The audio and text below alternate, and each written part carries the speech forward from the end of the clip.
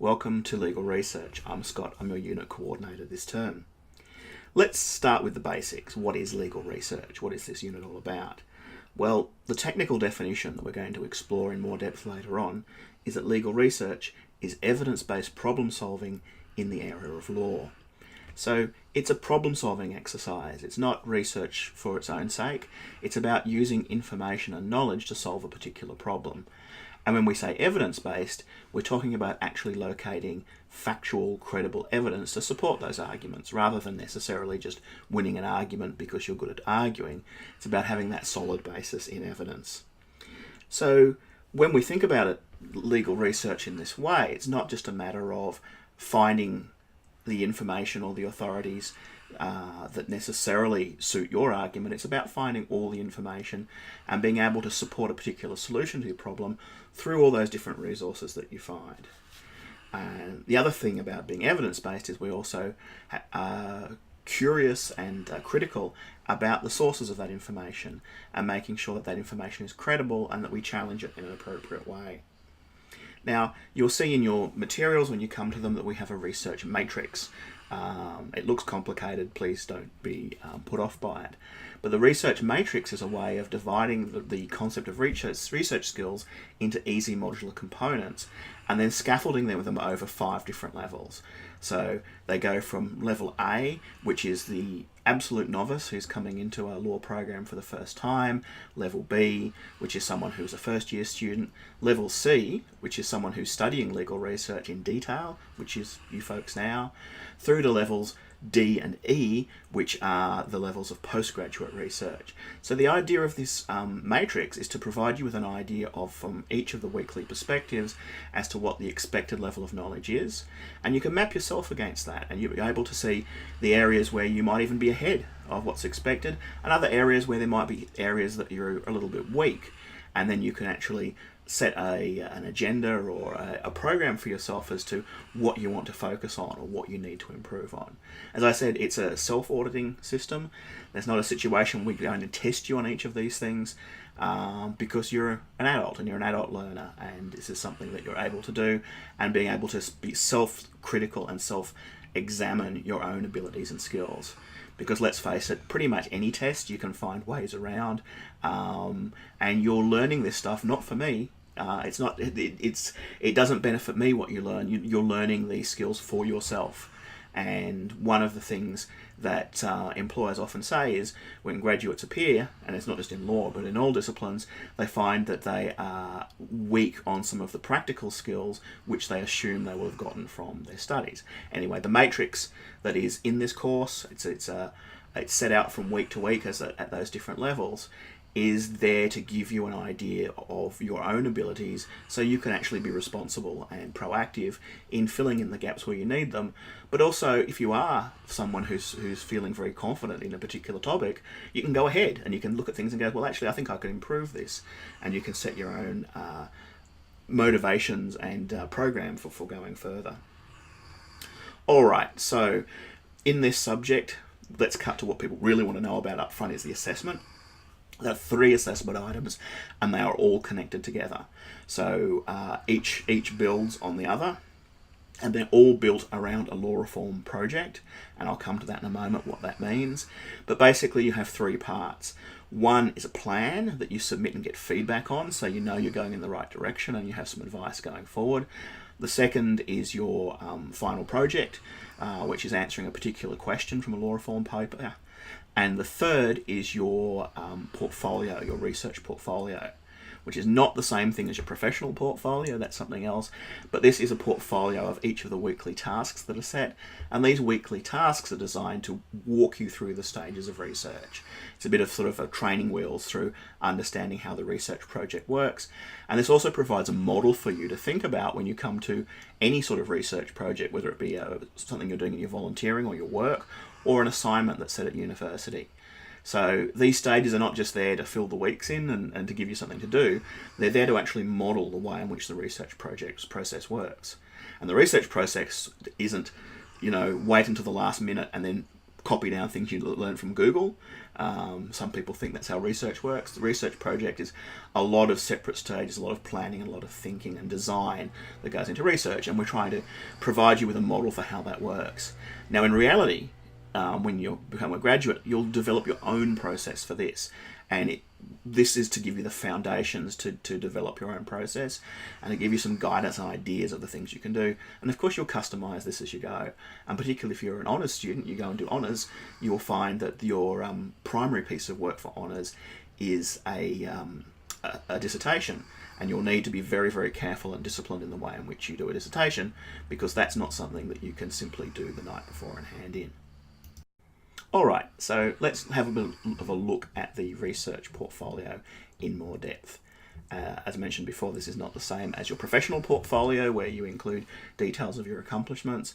This is a portfolio around a particular research project where you work through the stages of research and you include evidence in each stage as to what you've achieved. We call ours the RAMP, which is the Research Activity Module Portfolio, because who doesn't love an acronym, and it makes it easier to talk about when we talk about the RAMP rather than the Research Activity Module Portfolio. Anyway, what the RAMP is a series of weekly tasks on which you take notes along the way, and you put these all together into a portfolio at the end of term, and you hand that in as an assessment item. Now, this is not expected to be perfect. You're expected to have roughly a page of notes for each week. You're not being judged on these being pristine, perfect and publishable or anything like that. In fact, when you look at it, you get around a percentage a week for doing something in your RAMP portfolio. So it's definitely not worth worrying about and consuming a lot of time on. But if you're doing your work each week, and remember, around each unit of study, you're expected to do around 10 hours work a week, including, reading and working on assignments and attending workshops and all the rest of it. So if you're doing your 10 hours a week in legal research and in your other units as well, you certainly have to keep the balance up, then you'll certainly have plenty to include in this portfolio. And as I said earlier, each week is worth around 1%. Some of the ones towards the end are weighted more because there's more work involved in them, but they're worth around 1%. So don't stress about these. What the portfolio is about is you showing us your process. It's like a maths problem where the most important thing is showing your working, showing what your process is and your thought process when you're solving a maths problem. This is the same with research. It's being able to say, well, this is what I'm doing at this particular point and working through it. Now, there are questions under each RAMP module, which are reflective questions for you to think about. These are not questions you're expected to go through and answer each week. They're not that kind of question, but when you do the task, they're an opportunity to sit back and to have a look at it and to think about, well, what did I achieve with this? How could I do better? What have I learned from the actual process? So the last thing I guess to mention about the portfolios is that don't leave it all to the end. Work on them from week to week. You don't have weekly assessment. They're only assessed at the end of the process, but don't leave them till the night before and try and do all 12 modules the night before, because A, it'll be incredibly difficult to do, and B, you won't do well in it. And we've seen that before. We know students think they have a way around the system and they can fool the system, and we can see clearly when someone does that, and most people who try and do that fail. They simply don't have the perspective that you have from week to week when they try and do it at the last minute.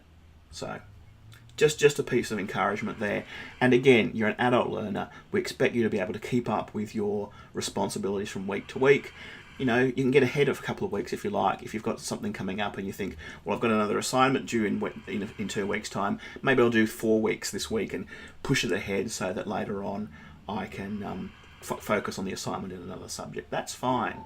And these modules are the primary business that we discuss in the workshops each week. So there will be examples of how you can complete them discussed, and opportunities for you to ask questions and to talk about those particular projects.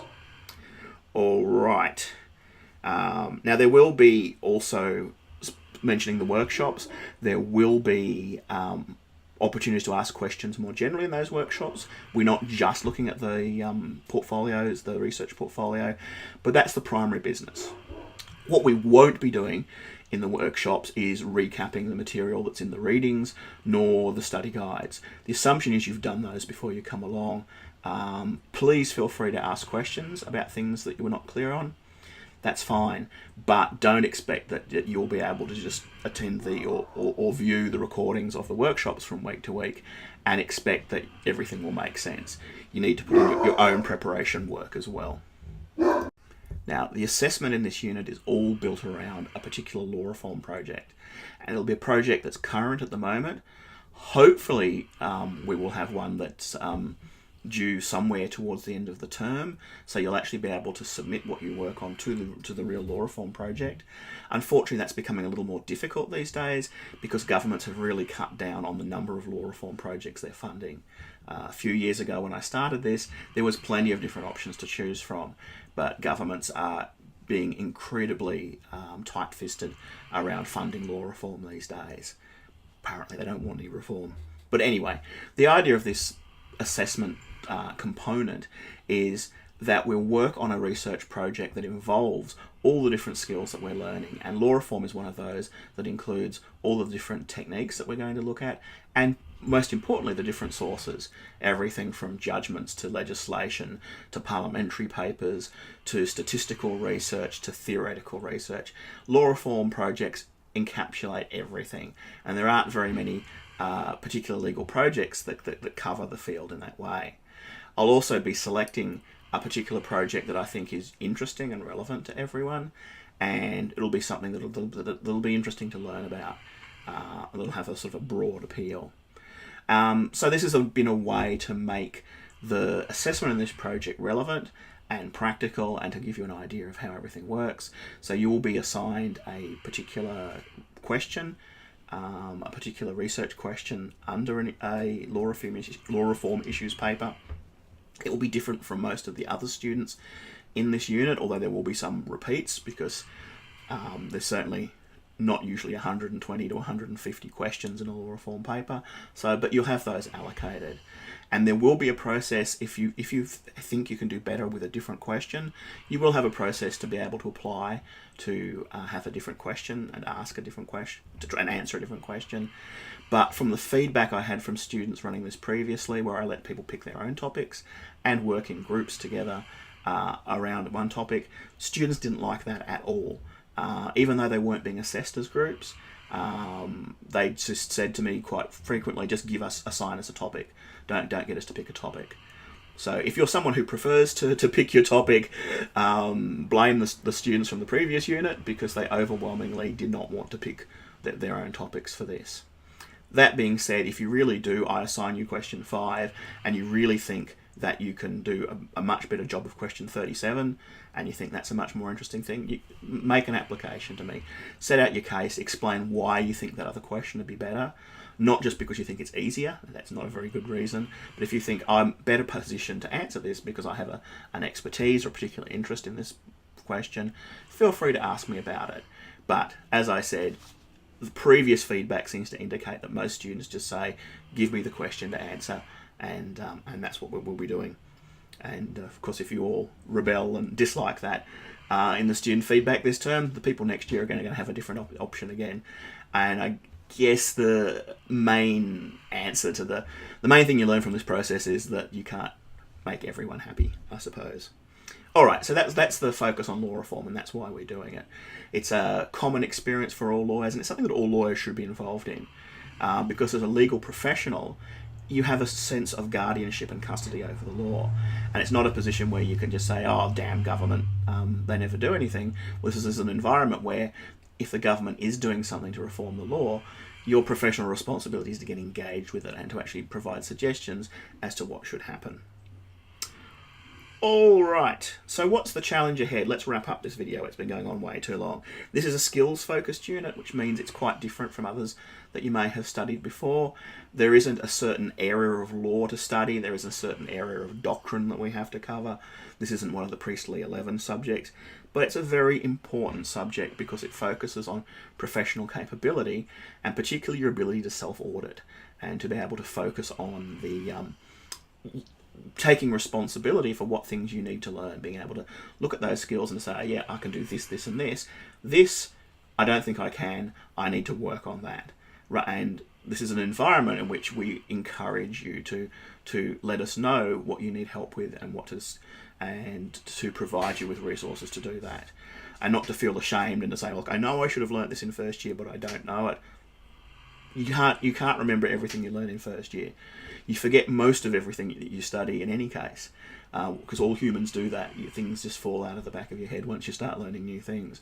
So this is an environment where we are encouraging and supportive for you to say, you know what, I really don't know how to note up a case. I know people talk about it all the time, or I don't really know how to use a legal encyclopedia. And the truth is, no one really knows how to use a legal encyclopedia. But we can help you get further advanced in that and work towards that. I think there'll be more videos on different aspects of this. The next one to watch will probably be one on a walkthrough on the study guides, and particularly the perusal system that we use to house those study guides. So that'll be the next video in the rank. But I think this is enough to get you started, to start thinking about the subject, and to start setting your own objectives for what it is you want to learn. It's a very, very practical subject, and I know people say this sort of thing all the time, but it is one of those subjects that you get out of it what you put into it. So if your objective is to do the bare minimum to get through and to resentfully do the subject because you don't think you should have to do this subject, you may not get very much out of that subject. But then again, you won't be getting very much out of your career, your degree or your career, if that's your attitude. If you're just aiming as low as you possibly can, I don't know why you're studying law. However, if you do engage with this and you do get into it and start taking it on with that positive and professional attitude, you'll get a lot out of it, and I think you'll enjoy it.